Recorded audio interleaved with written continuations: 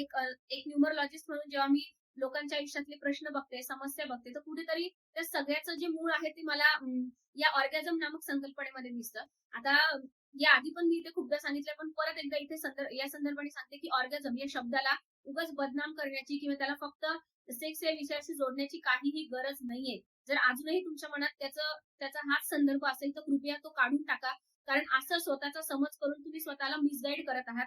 तर साध्या, सरळ, सोप्या भाषेत ऑर्गॅझम या शब्दाचं शब्दशः ट्रान्सलेशन किंवा समजेसाठीचा त्याचा शब्दशः त्याचा अर्थ आहे, की आपल्यामध्ये, आपल्या मनामध्ये किंवा आपलं जीवन जगत असताना आपल्याला जी समाधानाची भावना लागते, आपल्याला जी तृप्ततेची भावना लागते, आपल्याला जी पूर्णतेची भावना लागते, या तीनही संकल्पनांना इंग्लिशमध्ये ऑर्गॅझम हा शब्द आहे.